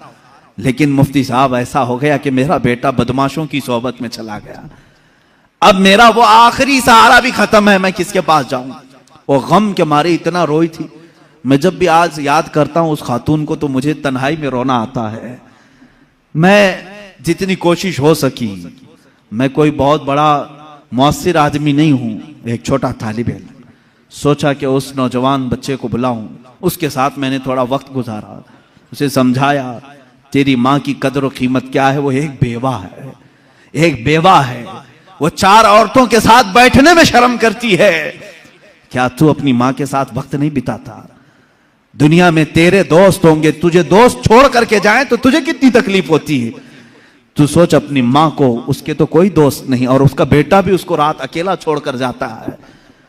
वो रोया मेरे पास, कहा कि हजरत मैं वादा करता हूं अपनी माँ के लिए मैं काम करूंगा। मैंने समझाया, दूसरे दिन कहा मैं नौकरी के लिए तलाश में चलता हूं। मुझे वो बात आज भी याद है, तकरीबन 6-7 साल हो गए होंगे। वो नौजवान है अभी भी, वो सुनता भी होगा। उसने कहा अम्मा से मैं कहता हूं मैं नौकरी करता हूं। माँ उस दिन बड़ी खुश हुई, कहा हजरत आपने मेरे बच्चे को सीधे रास्ते पर लाने में बड़ी मेरी मदद की है। बस जिंदगी की एक ही ख्वाहिश रह गई है कि मैं अपने बेटे की कमाई खा लूं। मेरा बेटा कमा करके लाया हो, मैं वो खा लूं। जिंदगी पर लोगों के जूठे बर्तन धो धो करके बच्चे को पाला है, एक बार मेरा बेटा खिलाए मुझे। वो इस आस में रही। वो बेंगलुरु या कहीं किसी इलाके में नौकरी पर गया, महीना गुजरा था, तनख्वाह आई उसकी। उसने कहा तनख्वाह संभाल कर, पहली तनख्वाह मैं अपनी माँ को लेके जाता हूं। वो पूरा अपनी तनख्वाह, अपनी सैलरी लेकर के गांव पहुंचा था। उसे पता ही नहीं था उसके घर के पास भीड़ जमा हुई थी। जब उसने देखा तो लोगों ने कहा कि तेरी माँ का रात में इंतकाल हो चुका। उसने वो पैसों का लिफाफा अपनी माँ के कदमों में रखा। आज तक जब कभी वो मिलता है तो फूट कर रोता है, कहता है मेरी माँ इसी आस में दुनिया से चली गई कि बेटे की एक कमाई खा लूं।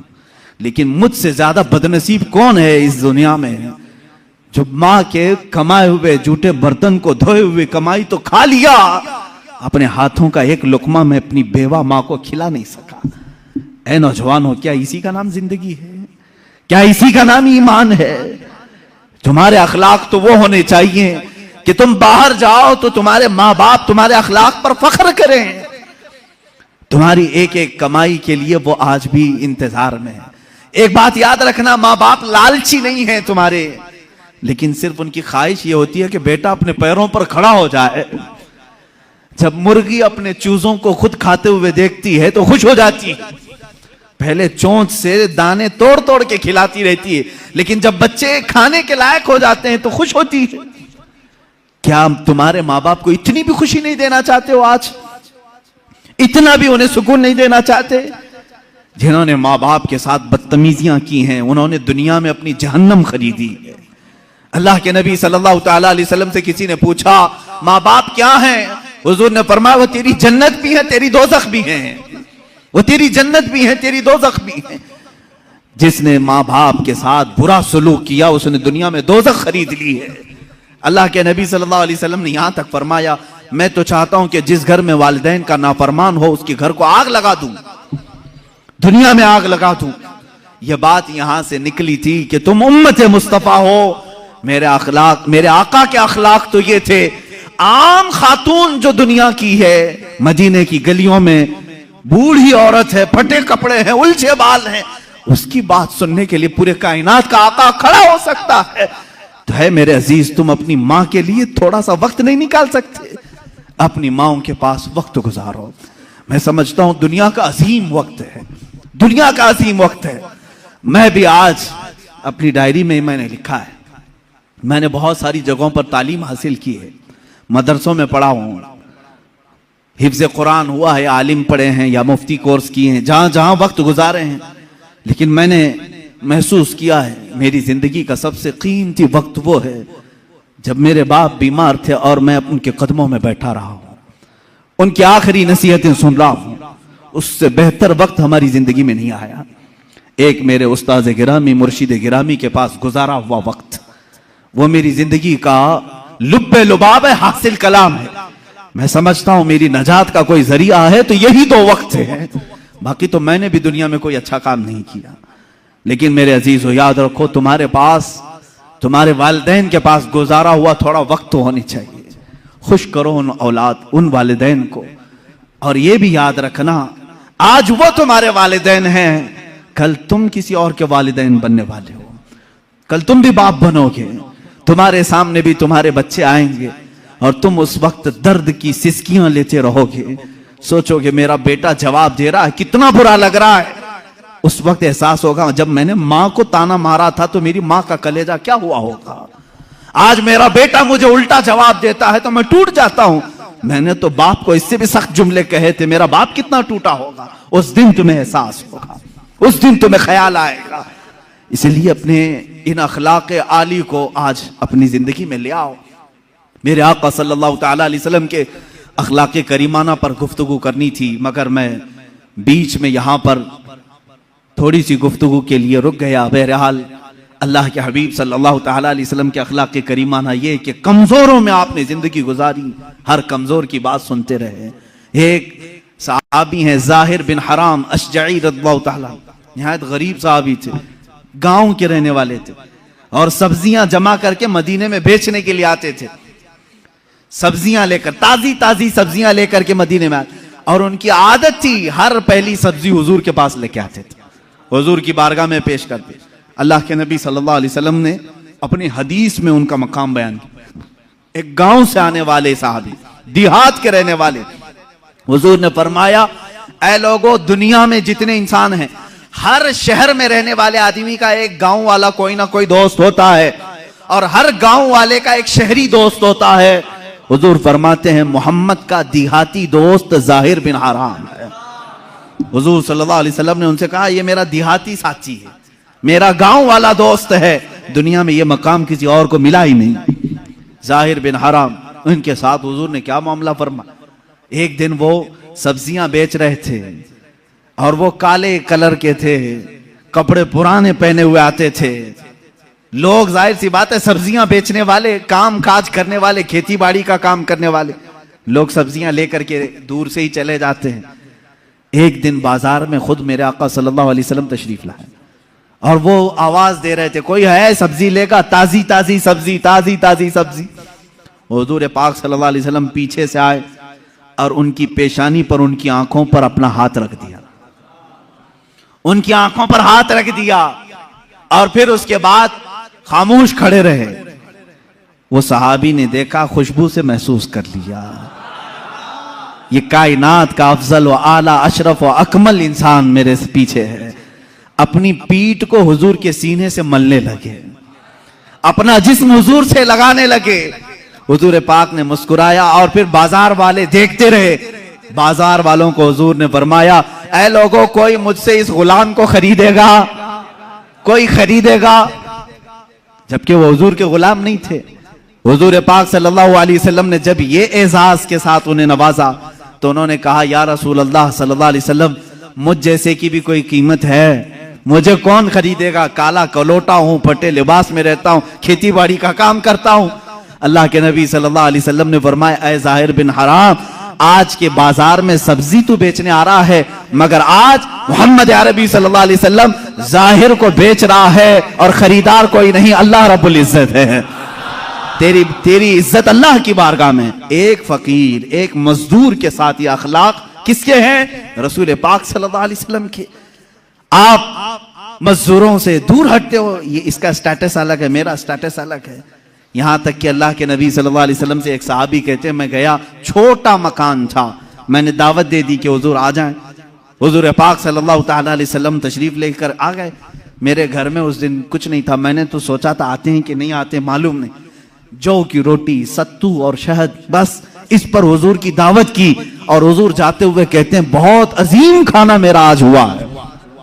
घर वाले का दिल रखा, गरीब सहाबी का, कहते हैं बहुत अजीम खाना तुमने हमें खिलाया, पुरतकल्लुफ खाना था। ये रसूल करीम सल्लल्लाहु तआला अलैहि वसल्लम के अखलाक करीमाना है। आज अगर कोई किसी कंपनी का मालिक है, किसी फैक्ट्री का मालिक है, वो मजदूरों के साथ हुस्न सलूक करे, अच्छे अखलाक के साथ बर्ताव करे।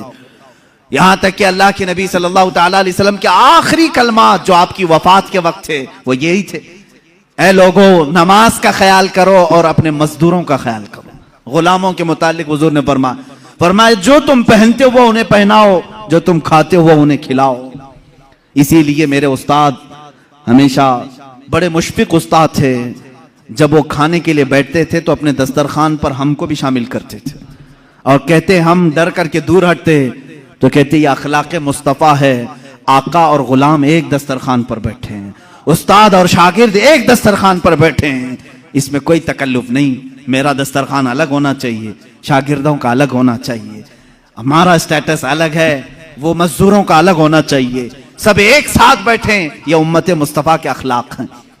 रसूल करीम सल्लल्लाहु तआला अलैहि वसल्लम के अखलाक के करीमाना में से एक बात ये भी थी कि आप अपने रिश्तेदारों का भी उतना ही ख्याल फरमाते थे और दूसरों का भी। यहाँ तक कि एक मर्तबा हुजूर सल्लल्लाहु तआला अलैहि वसल्लम की बारगाह में एक खातून आई, सहाबा बैठे हुए थे, हुजूर खड़े हो गए, अपनी चादर निकाली और जमीन पर बिछाया। वो खातून आई, बैठी, हुजूर पाक सल्लल्लाहु तआला अलैहि वसल्लम दो जानू होकर उनके पास बैठे उस खातून के, और सुनते रहे बातें। यहां तक कि बहुत देर के बाद वो खातून उठी, हुजूर ने बहुत सारी बकरियां उस खातून को तोहफे में दी, वो जाने लगी। सहाबा ने कहा, या रसूल अल्लाह सल्लल्लाहु अलैहि वसल्लम, इतनी ताजीम किसी औरत की हमने नहीं देखी। हुजूर पाक सल्लल्लाहु अलैहि वसल्लम ने फरमाया, मेरे साहबा, वो मुझे दूध पिलाने वाली माँ हलीमा सादिया थी, मुझे उसने 2 साल दूध पिलाए हैं। जो सिर्फ रजाई माँ है उसका अदब मेरे आका इस कदर फरमाते थे। अपनी चादर पाक बिछाई और उनके सामने दो जानू होकर बैठे रहे। यहाँ पैदा की हुई माँ के साथ बुरा सलूक किया जाता है। एक बार हजरत शैमा आई, हुजूर सल्लल्लाहु अलैहि वसल्लम की दूध शरीक बहन, हजरत हलीमा सादिया की बेटी। रसूल करीम सल्लल्लाहु तआला अलैहि वसल्लम ने उनके लिए इतना एजाज किया कि उनकी दावत फरमाई, उनको तोहफे दिए, हदिये दिए और इज्जत के साथ उन्हें रुखसत किया। हजरत शैमा अपने कबीले में आई बहुत सारा माल लेकर के। लोगों ने पूछा, कहां से आई शैमा, पहली बार तेरे पास, इतनी बरकत देख रही हैं। शैमा ने कहा, बरकत वाले मेरे बड़े भाई के पास से आ रही हूं। वो रजाई भाई थे रसूल करीम सल्लल्लाहु अलैहि वसल्लम के। क्या हम भी अपनी बहनों का ऐसा अदब करते हैं? वो हुजूर की सगी बहन नहीं थी, दूध शरीक बहन थी। तुम्हारे घरों में बहनें आए तो अच्छा खाना खिलाओ, अच्छा पकाओ, उन्हें इज्जत के साथ रुखसत करो। बहनें तुम्हारी दूसरे घर भी आई गई हैं, ये नहीं कि नाक भाव सकेड़ लिया और माथा चढ़ा लिया, आई है पता नहीं घर में क्या हो जाएगा, कुछ नहीं। हर मर्द को चाहिए वो अपनी बहनों का अदब भी करें, उनके साथ इज्जत के साथ पेश आए। ये मेरे आका के अखलाक करीमाना में से है, रसूल पाक के अखलाक में से है। एक बार गरीबों का हक दिलाना ये मेरे आका की शान थी। कौन है आज के जमाने में जो मजलूमों की आवाज उठा सके? ए मेरे अजीजों, अगर तुम रसूलुल्लाह के सच्चे उम्मती हो तो मजलूमों की आवाज उठाने वाले बन जाओ। हम जो यहां से मिंबर से आवाज उठाते हैं, यह हमारी अपनी आवाज नहीं। मैं तो यही समझता हूं जो मेरे नबी से हमने सीखा है वही आवाज उठाएंगे। मक्का मुकर्रमा में जुबैद एक इलाका है यमन का, वहां से एक शख्स आया, 3 ऊंट लेकर के आया, बहुत खूबसूरत ऊंट। वो जुबैदी शख्स था, वो मक्का में आया और ऊंट बेचने के लिए पूरे बाजार में उससे हसीन और जमील ऊंट थे ही नहीं। अब उसने कीमत लगाई, महंगे भी थे। उसका इरादा यह था कि अच्छी कीमत लेकर के वापस जाऊंगा, लेकिन मक्का में अबू जहल की दादागिरी भी चलती थी, गुंडागर्दी थी। वो गुंडा था मक्के का और उसकी बात पर लोग डरते भी थे। और इसीलिए हम कहते हैं गुंडागर्दी मत करो, इसलिए कि अबू जहल की तुम जुर्रियत में नहीं हो, तुम मुस्तफा की उम्मत में हो। मेरे आका सल्लल्लाहु तआला अलैहि वसल्लम गुंडों को उनके मकाम तक पहुंचा भी दिया करते थे, दादागिरी करने वाले। अबू जहल गया और पूछा, क्या क्या कीमत है इसकी? तो जुबैदी ने कहा, जो भी कीमत लगाया 1,000 दीनार, बहुत महंगे ऊंट थे, 1,000 दीनार। अबू जहल ने कहा, ये तीनों ऊंटों की जो कीमत है ना, इसका 1/3 मैं दूंगा बस, यानी 1,000 दीनार में पूरे ऊंट दे दे बस, इससे ज्यादा नहीं। अब अबू जहल इतनी कम कीमत लगाया था जो मक्का के बाजार में भी नहीं थी, उसका हक मार रहा था जो यमन से बाजार में बेचने आया था। लेकिन बात यह थी कि अबू जहल की कीमत के बाद फिर दूसरा कोई कीमत लगाने को तैयार भी नहीं होता। अब बाजार में कोई नहीं आ रहा इससे ज्यादा देने के लिए। अब इससे ज्यादा देगा तो अबू जहल उसको मारेगा। मेरी बोली पर तू कैसे बोली लगाया? क्या तू मेरे से बड़ा सेठ है? वो जमाने का सेठ भी था, मारता था लोगों को। अब वो परेशान हो गया, यमनी जुबैदी शख्स। आखिरकार वो कई लोगों के पास गया, बड़े बड़े अशराफ मक्का जो थे उनके पास गया, रिक्वेस्ट किया, कम से कम मेरे जाने भर का हो जाए, यमन पहुंचने का कीमत बढ़ा दो। थोड़ी मेरे ऊंटों की कीमत बढ़ाओ, देख नहीं रहे बहुत कीमती ऊंट है। कोई उसकी नहीं सुना। यहां तक कि हुजूर पाक सल्लल्लाहु अलैहि वसल्लम हजरत अबू बकर, हजरत उमर, हजरत उस्मान के साथ हरम काबा में बैठे हुए थे, मक्का मुकर्रमा में बैठे हुए थे। वो शख्स हुजूर पाक सल्लल्लाहु अलैहि वसल्लम के पास सीधा आया और कहा, ए अहले कुरैश, तुम्हारे यहां तिजारत के लिए कौन आएगा? तुम्हारे यहां गरीबों का इस्तेहसाल किया जाता है, जुल्म किया जाता है, कीमतें घटा करके ली जाती हैं, गुंडागर्दी है, दादागिरी है, कौन आएगा तिजारत करने? हुजूर पाक सल्लल्लाहु अलैहि वसल्लम खड़े हो गए, कहा, कौन तेरे साथ गुंडागर्दी किया? कौन है तेरे साथ दादागिरी किया? उसने अपना पूरा वाकया सुनाया। मेरे ऊंटों की इतनी कीमत मैंने लगाई, अबू जहल ने गिरा करके इतनी कीमत लगाई और उसकी कीमत के बाद कोई दूसरा कीमत लगाने को तैयार ही नहीं। हुजूर पाक सल्लल्लाहु अलैहि वसल्लम ने फरमाया, चल मैं तेरे साथ चलता हूं। बाजार में हुजूर तशरीफ लाए, बाजार में आए अल्लाह के नबी सल्लल्लाहु ताला अलैहि वसल्लम। पूरे बाजार में कोई उन ऊंटों को खरीदने की हिम्मत नहीं कर रहा है। हुजूर ने सारे मजमे में पुकार कर कहा, तेरे ऊंटों की क्या कीमत है? उसने पहले जो कीमत बताई वही बताई, ये ऊंटों की कीमत है। अल्लाह के नबी सल्लल्लाहु अलैहि वसल्लम ने फरमाया, मंजूर है, मुझे मंजूर है। अबू जहल भी खड़ा था, खामोश खड़ा था, देख रहा था कि कौन कीमत लगाएगा। हुजूर ने लगाया, 3000 दिरहम दीनार दिए और तीनों ऊंट ले लिए और खुद बाजार में खड़े हो गए। अब कोई मुझसे ऊंट खरीदेगा? कोई है जो मुझसे ऊंट खरीदे? हुजूर ने तिजारत भी सिखाई।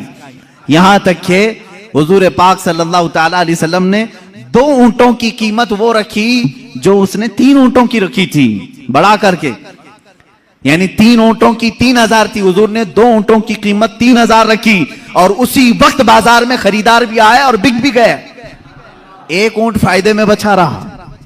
3000 जो हुजूर ने उसको दिए थे वो 3000 2 ऊंटों में वापस आए, एक ऊंट फायदे में बचा रहा। उस एक ऊंट को मेरे आका सल्लल्लाहु अलैहि वसल्लम ने बेचा, दूसरा खरीदार आया और वो पूरे माल को वही यमनी जुबैदी शख्स के हवाले किया, अपने अहले खाना को, अपने घर वालों को, सब में तकसीम किया।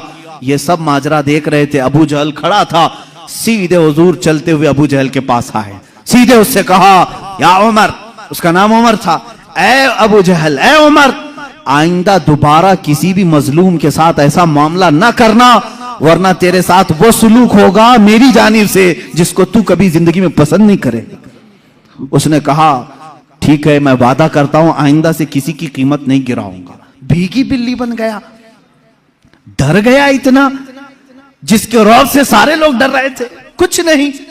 हुजूर शाहाना फतह के साथ निकले, सारे कुरैश के सरदार जल्दी जल्दी दौड़े आए। अबू जहल से कहा, क्या हो गया, क्यों घिग्गी बन गई थी? मोहम्मद से डर गए? हम तो उनके खिलाफ मीटिंग करते रहते हैं, सबके सामने उन्होंने तुझे डरा लिया और तू हाँ हाँ करता रहा, वादा भी कर लिया आइंदा कभी नहीं करूंगा, क्या बात है? सुनो मेरे अजीजों, अल्लाह की अजीम फतह और नुसरत कैसी होती है। अबू जहल कहता है, लोगों क्या बताऊं, बात यह है कि मोहम्मद की बात को मैं इनकार कर सकता था, लेकिन जब वो मेरे सामने बात करने के लिए आए तो मैंने देखा इधर 500 उधर 500 नेजा लेकर कोई लोग खड़े हुए थे। अगर मैं इनकार करता सारे नेजे मेरे ऊपर आ जाते थे। इतनी बड़ी जमात मोहम्मद अकेले लेकर के आए हैं, मैं मानता ना क्या करता, यहां मानू ना तो क्या करूं, मेरी जान तो ही दे सकता था। मैं मान लिया, जैसे ही मैं मान लिया वो जमात भी गायब हुई, मोहम्मद भी चले गए। मुझे मालूम था कि मोहम्मद कोई जमात लेकर के आए। मक्का वालों ने कहा कोई भी जमात नहीं थी, वो अकेले आए थे। मेरे अजीजों, ये अल्लाह की फतह है। कमजोरों के हक दिलाने के लिए जो खड़ा होता है, अल्लाह अपने फरिश्तों को उसका हामी बनाकर भेजता है। तुम आवाज उठाओ गरीबों के लिए, आवाज उठाओ मजलूमों के लिए, आवाज उठाओ कमजोरों के लिए। ये ना देखो कि तुम्हारी आवाज कितनी है, तुम कितनी हैसियत रखते हो। आज मुझे भी मालूम है मेरी कोई हैसियत नहीं, मेरे घर की कोई वैल्यू नहीं, मेरे पास कुछ नहीं, सिर्फ इसलिए बोलता हूं शायद अल्लाह रब्बुल इज्जत मेरे नबी के सदके कोई नुसरत की फौज जरूर भेजेगा जो कमजोरों के लिए आवाज उठाएगा। मेरे नबी के लिए जैसे अल्लाह ने मदद भेजी, अपनी अमीब की उम्मत के लिए भी जरूर वो मदद नाजिल करेगा। ऐ मुसलमानों, मेरा यही मैसेज था। अल्लाह के हबीब के अखलाक को अपना लो। अल्लाह के रसूल सल्लल्लाहु ताला अलैहि वसल्लम से अजीम अखलाक किसी और के नहीं है। रहम के मामले में, माफ करने के मामले में, सच बोलने के मामले में, वादा वफाई के मामले में, अमानत के मामले में, और लोगों से मुलाकातों के मामले में, एक दूसरे को खिलाने के मामले में, एक दूसरे से बात करने के मामले में, एक दूसरे के दुख दर्द में शरीक होने के मामले में, लोगों के जनाजे उठाने के मामले में, बीमारों की इयादत करने के मामले में, बच्चों को मुस्कुराने के मामले में, औरतों की बातें सुनने के मामले में, बेवाओं का बोझ उठाने के मामले में, हर चीज में मेरे आका के अखलाक की कोई मिसाल नहीं। मक्का की एक बूढ़ी औरत अपना सामान लेकर के खड़ी है, मेरे आका उसके पास चले गए। बीबी कहां जा रही है? कहा एक मजदूर चाहिए, मेरा सामान उठाए और ले जाए। हुजूर ने कहा मेरे कंधे हाजिर है, मैं ले चलता हूं। उस बूढ़ी औरत के सामान को अपने कंधों पर उठाया। वो खातून जहां तक कहती रही हुजूर चलते रहे। एक घर में जाकर उस खातून ने सामान उतरवाया, साफ करके हुजूर ने उसको उस घर में शिफ्ट किया। मेरे आका ने पूछा यहां क्यों आई बड़ी भी? वो खातून कहती बेटा बात बता रही हूं, गौर से सुन ले। मक्का में मोहम्मद नाम का एक जादूगर आया हुआ है, उससे डर करके मैं मक्का छोड़कर यहां आई हूं, मक्का छोड़कर यहां आई हूं। कहा मोहम्मद नाम का जादूगर आया है, उसका जादू सब पर चल जाता है। मैं नहीं चाहती कि मेरे ऊपर भी जादू हो जाए, मेरा दीन बदल जाए। मैं मक्का छोड़कर यहाँ आई हूं। मेरे आका की आंखों में आंसू आ गए। क्या प्रोपेगेंडा फैलाया था शैतानों ने, जालिमों ने, काफिरों ने। उस खातून ने पूछा तुम क्यों रोते हो? कहा जिसके डर से तुम आई हो वो नाम मोहम्मद मेरा है, वो नाम मोहम्मद मेरा है। वो खातून फिर हुजूर पाक सल्लल्लाहु अलैहि वसल्लम के पास अदब के साथ खड़ी हो गई। कहा ऐ मेरे नौजवान, अगर तेरा ही नाम मोहम्मद है तो मैं गवाही देती हूँ तेरा लाया हुआ दीन सबसे सच्चा दीन होगा। जो बूढ़ों का ख्याल करता हो और कमजोरों का बोझ उठाता हो वो झूठे दीन का दाई नहीं हो सकता। अखलाके रसूल में आ जाओ मेरे अजीजों। मेरे आका सल्लल्लाहु ताला अलैहि वसल्लम ने गुरबा और मसाकीन के बोझ उठाए। हमें चाहिए कि कमजोरों की इआनत करें, ताउन करें। अल्लाह के नबी सल्लल्लाहु ताला अलैहि वसल्लम ने अपने दस्तरखान पर अपना खाना दूसरों के लिए छोड़ दिया और खुद भूखे रह गए। कुल जहां मिल्क और जौ की रोटी ग़िज़ा, उस शिकम की कनाअत पे लाखों सलाम। मेरे आका सल्लल्लाहु ताला अलैहि वसल्लम के उन अखलाक़े करीमाना पर पूरी रात गुफ्तगू करते चले जाएं। लेकिन मैं बताता हूं सब कुछ अखलाक मिलेंगे लेकिन दुनिया में सानी कोई नहीं मिलेगा, दूसरा कोई नहीं मिलेगा। उन अखलाक का पैकर कोई तीसरा दूसरा नहीं मिलेगा। बच्चों के साथ भी वही अखलाक हैं। एक बार बच्चों के साथ बैठे हुए हैं, सबको खिलाते थे। जब भी हुजूर तिजारत से आते थे, कैफियत साहबा बताते हैं हुजूर मदीने में इंटर हो रहे हैं या मक्का में दाखिल हो रहे हैं तिजारत के बाद, हुजूर सल्लल्लाहु अलैहि वसल्लम पूरे मोहल्ले के बच्चे भागते हुए हुजूर के पास आते। कोई जुब्बे से लटक गया, कोई कंधे से लटक गया, कोई कहां लिबास पकड़ा हुआ है। हुजूर किसी को रोकते नहीं, सारे बच्चों के साथ आते और तिजारत में उनके लिए कुछ ना कुछ लाए होते। सब बच्चों को वो गिफ्ट देते और सब हंसी खुशी चले जाते। एक साहबियां उम्मे खालिद, छोटी बच्ची हैं। हुजूर सल्लल्लाहु ताला अलैहि वसल्लम साहबा को कुछ बयान कर रहे हैं, वो चलती हुई आई, हुजूर की चादर निकाली, पीछे हुजूर की मोहरे नबूवत है, उससे खेलने लगी। वो निहायत ही खूबसूरत मोहरे नबूवत थी। माँ बाप ने डांट करके कहा बच्ची से, उम्मे खाली से हट जा। रसूलुल्लाह के कंधे के पास पहुंच गई। हुजूर ने फरमाया दाहा तलाबू, छोड़ो उसे खेलने दो मेरे साथ। यह अखलाक मेरे आका सल्लल्लाहु अलैहि वसल्लम, छोड़ो उसको मेरे साथ खेलने दो। उस बच्ची को भी खेलने के लिए अपना जिस्म पाक अता किया। ये बच्चों के साथ एक बार मोहल्ले से गुजर रहे हैं, छोटे छोटे बच्चे नकल करते रहते हैं किसी न किसी की। एक है बच्चे उसमें अबू महजूरा, सारे बच्चों को जमा करके कहते हैं बिलाल कैसे अजान देते मैं बताऊं? बच्चों ने कहा हाँ बताओ। वो एक ऊंचे कट्टे पर खड़े हो जाते हैं, हजरत बिलाल जैसे मस्जिद में अजान देते थे। ये बच्चा नकल करके बता रहा है। हुजूर वहीं से गुजर रहे थे, पीछे जाकर खड़े हो गए। सारे बच्चे सामने वाले डर गए, अबू महजूरा को नजर नहीं आए। वो अजान देते रहे। जैसे ही बच्चे इधर उधर डर के सिसकने लगे, सहमने लगे, अबू महजूरा ने पीछे मुड़ करके देखा हुजूर पाक थे। वो डर करके रोने लग गए। कहा माफ करो मुझे, माफ करो, मैं तो ऐसे ही बच्चों को बता रहा था। जाहिर सी बात है किसी की नकल करते हुए पकड़ा जाए, दूसरे लोग मार डालें उसे, बदतमीज बद अखलाक नहीं। मेरे आका ने कहा आओ इधर, मस्जिद नबवी ले आए और ऊंचे टीले पर खड़ा किया। कहा जैसे नकल कर रहे थे फिर करके दिखाओ, फिर करके दिखाओ बिलाल कैसी अजान देते हैं। अबू महजूरा ने जब देखा मैंने गलत नहीं किया था, अब खुशी के मारे अजान देने लगे। जानते हो वो 8 साल की उम्र के थे अबू महजूरा। मेरे आका सल्लल्लाहु ताला अलैहि वसल्लम ने अजान देने लगवाया, उस सहाबी की जिंदगी बदल गई। 60 साल तक मस्जिद हरम में अजान देते रहे। और हुजूर ने फरमाया अबू महजूरा की अजान अल्लाह को पसंद है।